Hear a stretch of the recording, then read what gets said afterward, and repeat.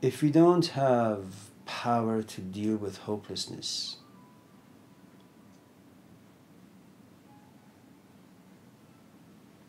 it's too heavy to carry.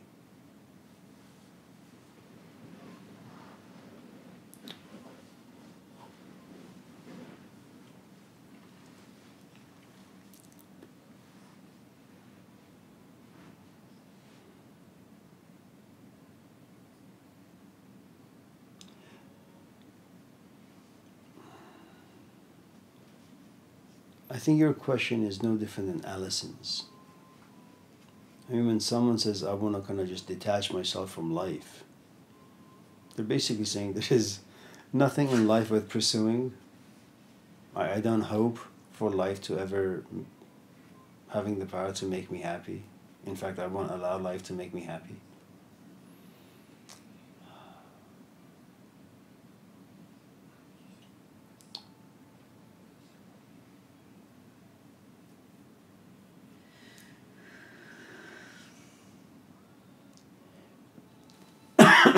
Can I make a suggestion?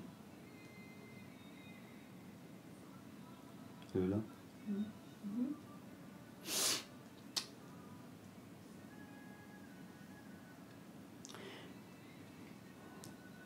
I think people in the West, in America, should really stop reading all these self-help books. Stop. I'm not saying that they're bad, don't get me wrong. I think they benefit people and they're positive, you know. Therapy, self-help books, medication, they're all good. But I think if people were to kind of start reading the sacred literatures, you know, the Gospels, that's all you need. Just read the four Gospels. They'll tell you enough about the world, you know.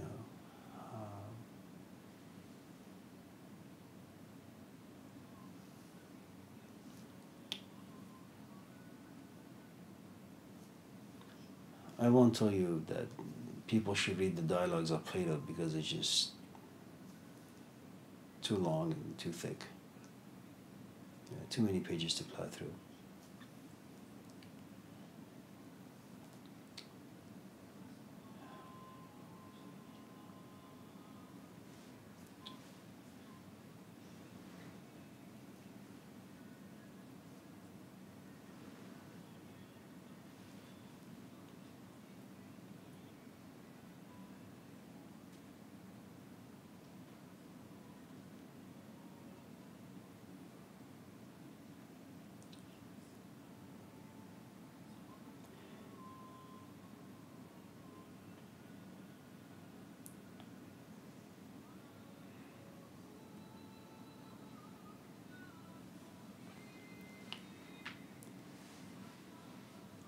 I think when you're when you have a good amount of clarity, when you understand things the right way, you're not going to find too much hope out there.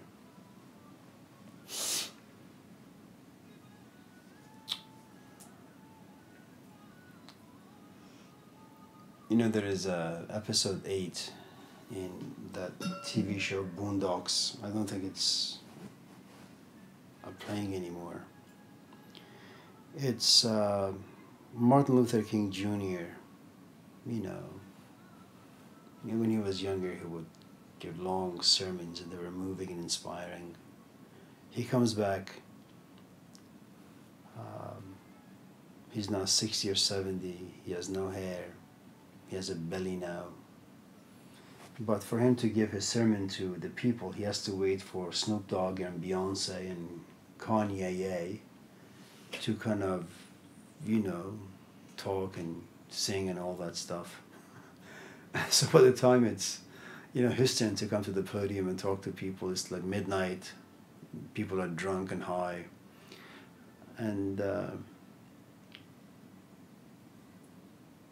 he speaks in a low voice, then the volume goes higher and higher, and then he's screaming, and then after like 2 minutes, he kind of looks at the crowd and says, well, the hell with them. He goes out, gets a cab and goes to Canada.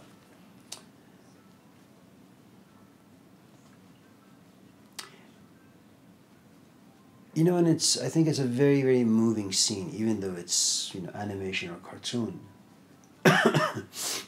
He doesn't commit suicide. He doesn't end his life. He doesn't badmouth people. He kind of just comes to realize, these people, at least where they are in life, they're not worth his time. And he doesn't go to Roseville. He doesn't go to New York. He just kind of gets a cab and moves to a different country. It's kind of like the Gospel of Luke, where he invites people to a party that Jesus has, and he invites the people that he knows. And when he comes to realize that those that he knows are not coming, he says, you know what? It's open to public, anyone who wants to come. And all these people who he has never seen before, they start showing up.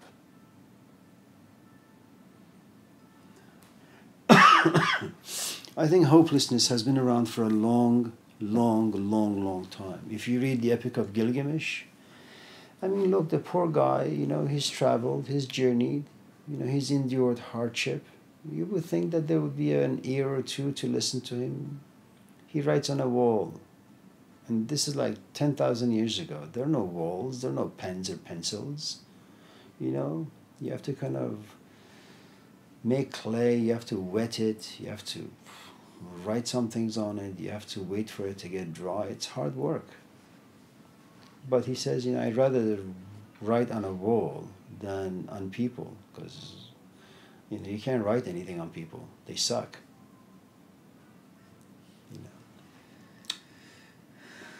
The difficulty of hopelessness, which brings about depression and loneliness and anger and hatred, and for some, it takes a physical turn, violence, and they go out there and just harm other people, if not themselves.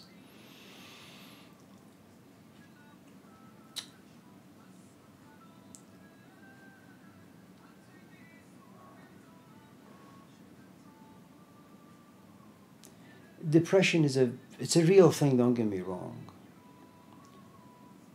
It's also a very selfish thing. It's as if, I am the only one who has ever experienced such a pain that has led to paralysis. And I go to every party, everything out there, and just poop on it. Because I can't find joy or happiness in anything.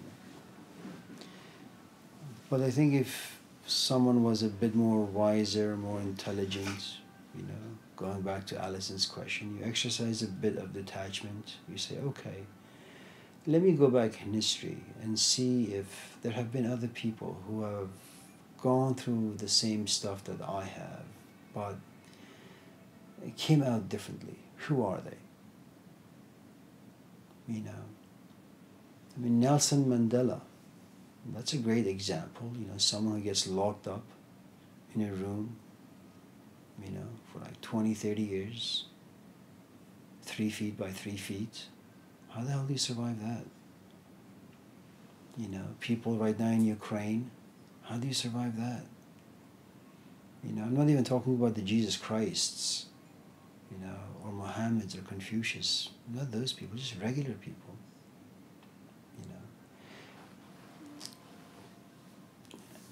And because depression is a way of perceiving life and events, it's really a mental thing. And once it becomes an addiction, then it's really, really difficult to overcome. Not impossible, just very, very difficult.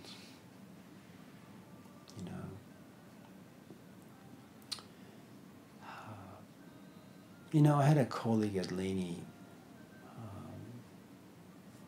We were office mates for a while. I remember she had a student coming in. She asked about depression, that she's too depressed to do any work for her class. And she said to her, the instructor said to her, why don't you do this? Instead of trying to sit at the computer for an hour, just do it for 5 minutes. Just do 5 minutes every day. If every day is too much, do 5 minutes every other day. And make sure you have, a timer. When the 5 minutes are up, just walk away. Then the following week, make it for like 7 minutes.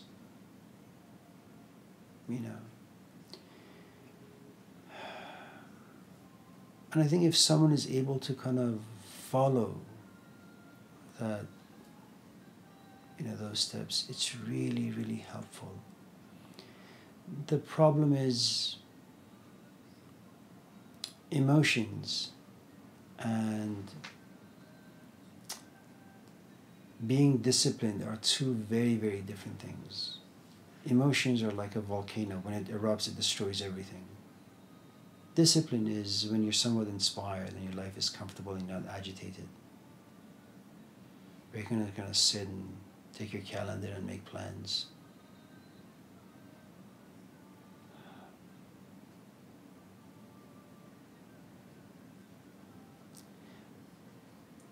You can't fix anything if you don't understand it well.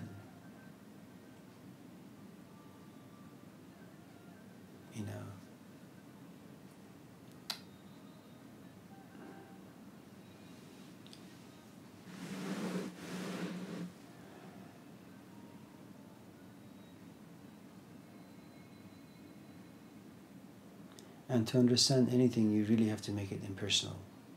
It's not you. You have to kind of step out and look in and observe, take notes, examine, get hurt, and be bothered by the things that you see. And then if you're lucky, there's a breakthrough.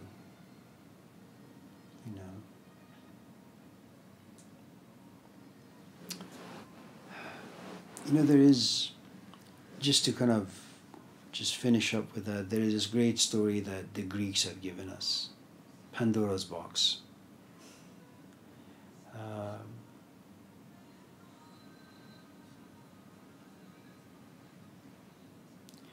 Pandora is a curious woman, and I think she's about to be married to either Epimetheus or and so and Zeus knows that she's curious, so he deliberately creates this beautiful box and gives it to her as a wedding gift. And on the top of the box it says, "Don't open." Knowing full well, it's like the Garden of Eden. Don't go near that tree. Or when you tell your kid, don't go near the fridge. Well, he had really no intention of going until you said it. Now that you've said it, he thinks there's ice cream there. He's definitely going to open it, And Pandora opens the box. And all things that are bad and nasty come out. Hope is at the very bottom. And just as hope is about to come out, the lid gets shut. Hope remains inside, locked up. And I think it's a nice kind of story that the Greeks try to give us. That life is filled with garbage and trash, filled with negative things. All the negative emotions that you have came from that box. Don't ever hope that things are going to become perfect. Always know that there is going to be disaster coming your way at any time. Just do the best you can.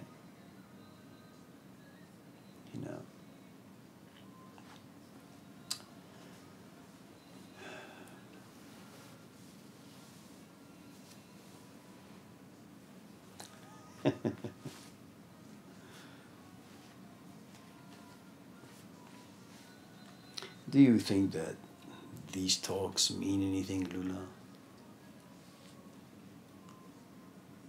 We gather here in this room, we say some nonsense for a few minutes and then we go home.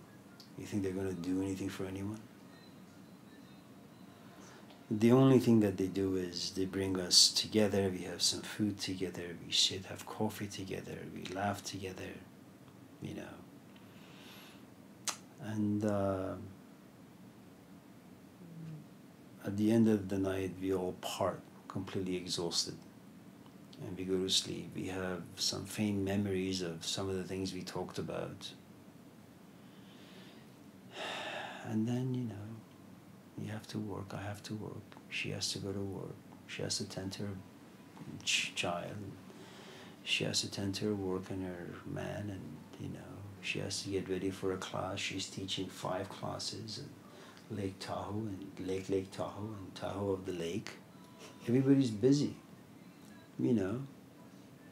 These conversations are simply just temporary relief, refuge from the disaster called tomorrow.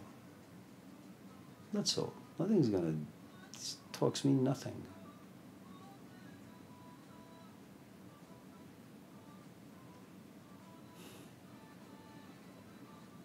You know how many trees I've planted in the backyard? At least 1,000. How many do I have now? 10. You know why? I never took care of them. I didn't have an irrigation system. They never had any water, so they died. These ideas, the things we talk about, we don't have an irrigation system to nourish them, to protect them. They will die. So for me to sit here and for us to kind of talk about this stuff and think that they're actually going to transform us inside and out, you really can't be that simple. No one should. These ideas are simply here to provide us shade on a Thursday night from 7 till about midnight. And maybe you'll think about them on the way home. But, you know, the busyness of life will capture you tomorrow. And then all the troubles will come, and then you say to yourself, well, you know, we talked about will last night, and we talked about conflict, and it sounded so good. How is it that I can't apply it today when my boss tells me I'm crap? Because we were just talking, that's all we were doing. You know, it's their application is, it belongs to a different world for different kinds of human beings, not for us. I mean, that itself is very liberating, you know, it's very humbling. You know, you read a book that says, you know, if you do A, B, C, D, you'll see God. So you'll do A, B, C, D, and you don't see God. If you look at this the right way, well, you won't get depressed. You may get a little sad.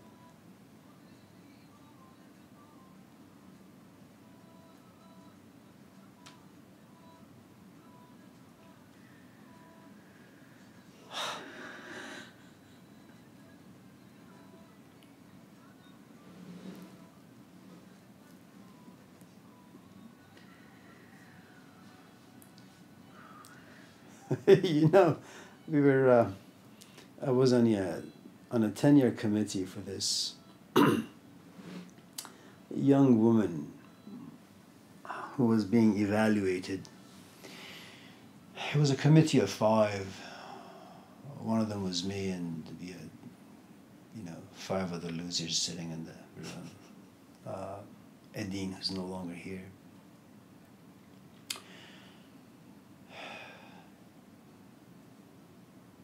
You know, she's African American.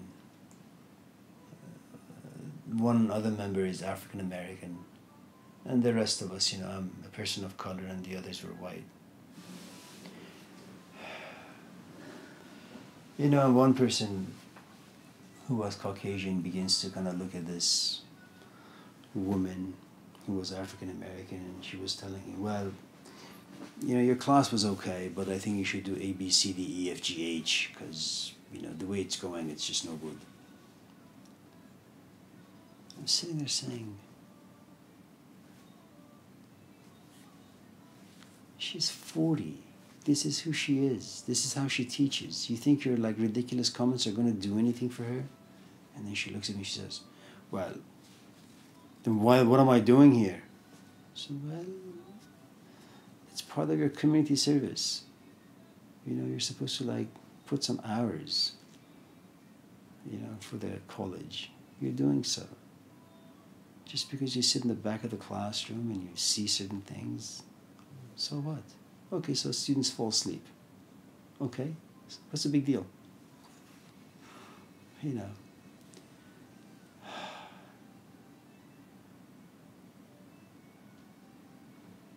Eventually, the tenured faculty resigned, and the other woman was no longer on the committee, and the dean resigned too. She went to a different school to make things worse for them. The point I'm trying to make, you know,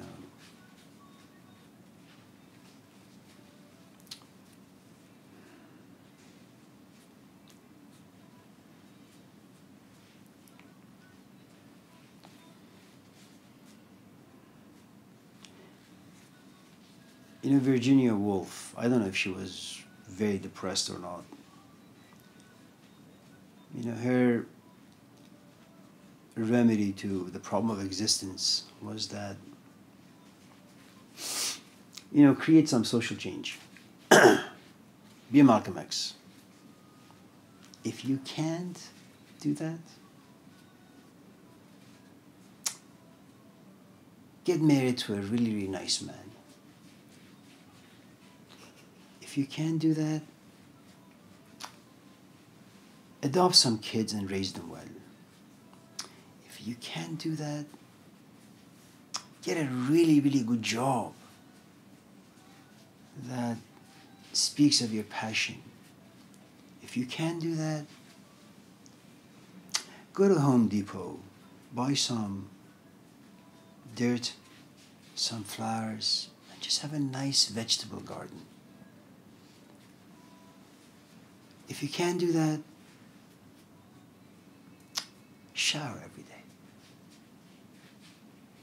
She keeps making things simple because life is complicated. You know. And maybe that's the solution to hopelessness. Just, you know, ask small questions, get small answers, and be okay with the smallness of the questions and the answers.